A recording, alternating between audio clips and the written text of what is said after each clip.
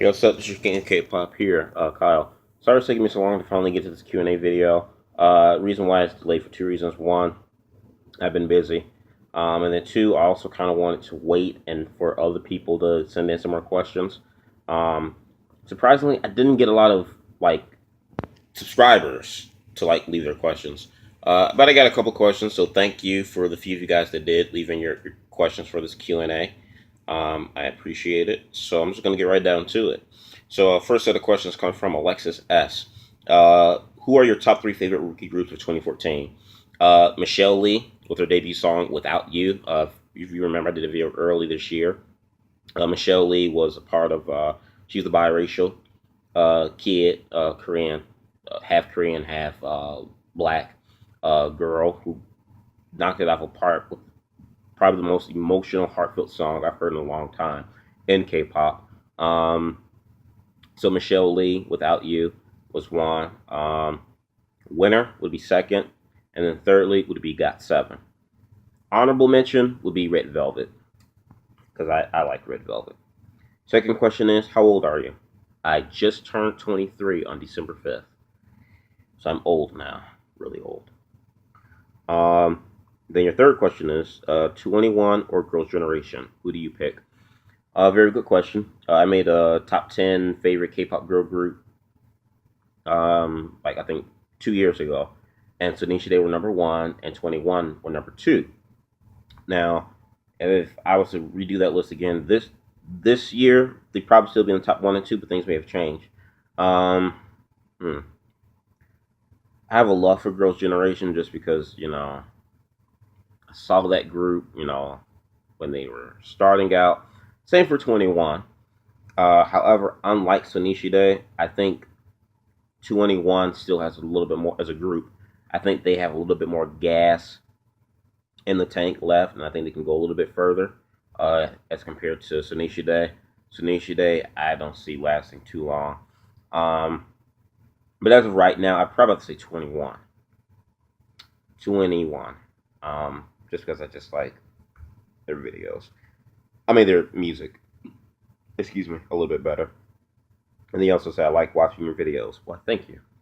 This next question actually comes from Miss Michelle 103. This was a question she left on a video I made prior or way prior to this Q&A, asking me how do I feel about other people when they criticize my favorite K-pop, bias or hate on them. How do you develop thick skin, and do I have thick skin, and how do I deal with people, or fans if they criticize my particular bias or group? Do I have thick skin? Yes, I do. How do you develop thick skin? There's really no formula to it. Basically, I just say ignore it. You are they're entitled to their opinion just as much as you are.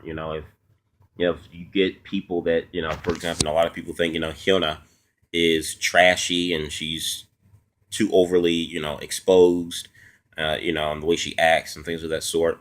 I don't think so. I think Hyuna is fine. I like Hyuna, and to me, Hyuna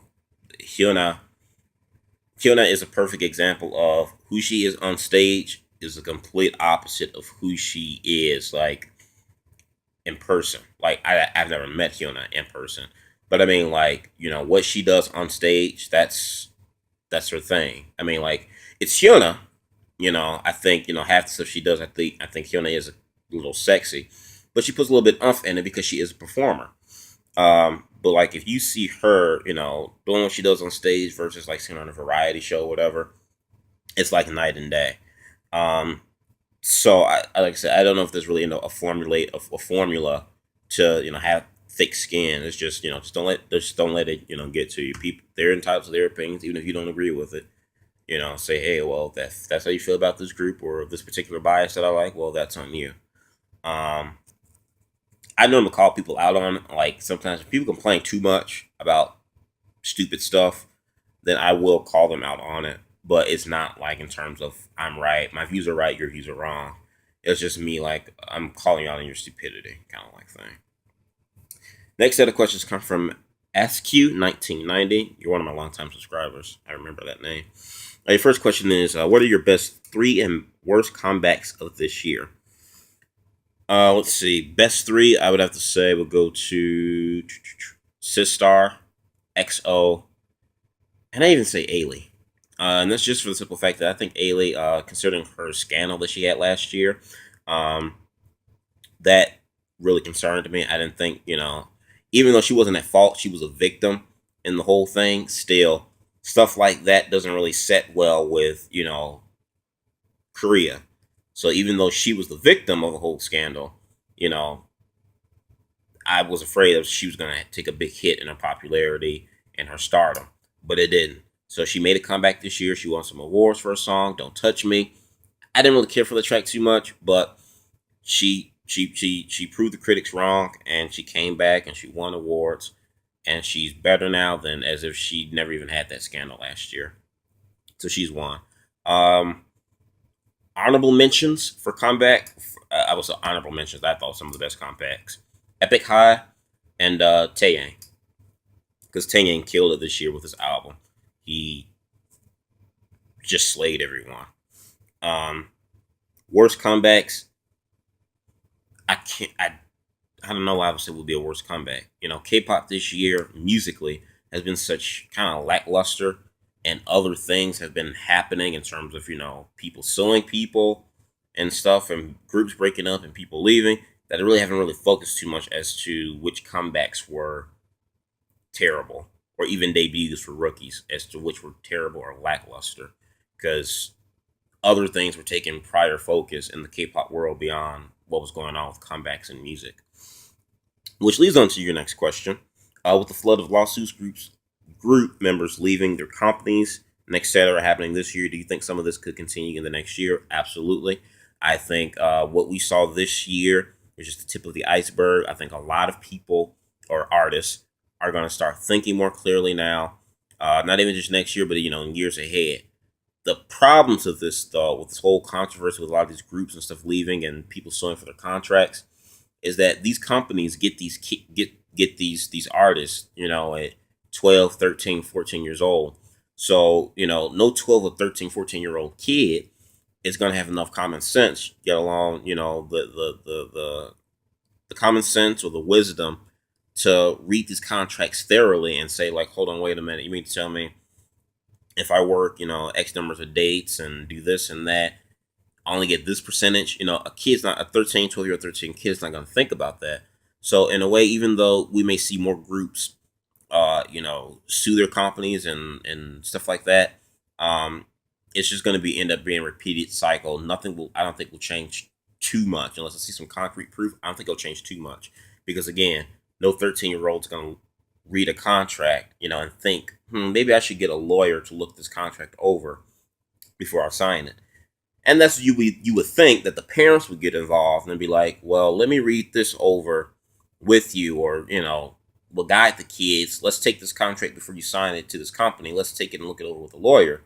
The parents don't even think about that. I think the parents need to be a little bit more involved with some of these young kids. But I think 2014 was just the tip of the iceberg. We're going to see more of it coming next year, no doubt about it. Your third question is, what are your thoughts on the current WWE product? Lackluster.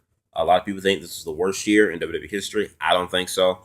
I think 2010 was a much worse year compared to this year.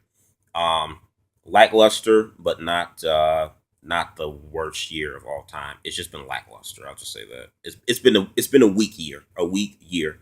Terrible. Wouldn't go that far. Weak. Lack of creativity. Same old stuff. Yes. And your fourth question, in your opinion, who should be getting a push? Right now, besides Roman Reigns and Seth Rollins, I'd say Dean Ambrose, Cesaro,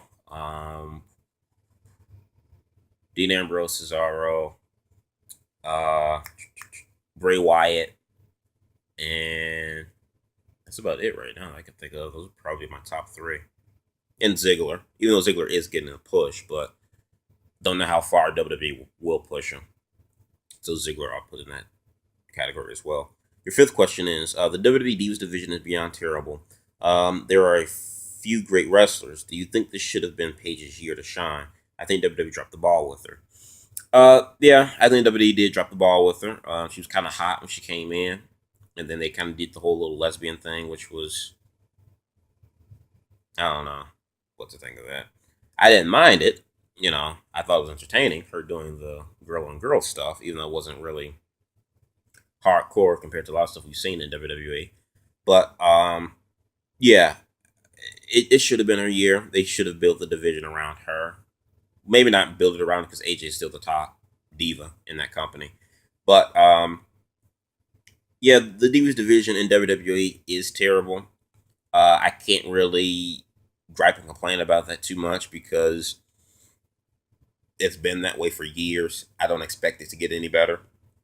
And when the female wrestlers do what they do in NXT and put on phenomenal, 8-10 minute matches and actually wrestle, I know that once they get to that main roster, they're going to be so watered down. They're going to have such little time to work their craft. They're going to be useless. They're just going to be a pretty face and a potty break once they get to the main roster. So I never have high hopes for the women's division. It's sad, but I never have high hopes for the female wrestlers once they get onto the main roster. In NXT, I give them credit, but once they get to the main roster, any or all hope for them getting a decent push or WWE doing something with them, it's out the window. And then your final question is, I'd love to hear your thoughts on what's going on the news lately with the debate being about the black community and law enforcement. Um, I don't want to make this video any longer than what it's already been, but I will just briefly just say this. I think it's terrible. Um, you know, I, the black community. I'm not one of those type of people that like to call the race card. Every 15 minutes, but I say it once and I say it again. Black people have and will forever face obscurity, um, regardless of us coming from where we are and where we are today in society compared to 50 years ago with how things were in America with our great grandmothers and all that other stuff. Um, Black people still in America and in the world face obscurity and will forever face obscurity. People say, well, things aren't that bad. Racism and prejudice still exists. It just has a new form. A different. It's just has a new form. Same thing. It's like how it's like fashion. Fashion or even music, whatever you want to say. Everything is not original, and how everything repeats itself. It's the same cycle. Same thing with prejudice and racism. It's not. It may not be the same how it was with our grandparents or great grandparents, but it's recycled into a different form, to a different format. Um, I think it's terrible, actually. So I'm just gonna leave it there. Maybe I'll make a video talk about this more in detail. But right now I want to kind of cut it off here because I don't want to make this video too long. But thank you for the few of you that did send in your questions. Sorry it took me so long to get back to you. Hope you guys have a safe. Hope you had a happy and merry Christmas, and hope you have a safe and happy New Year as well.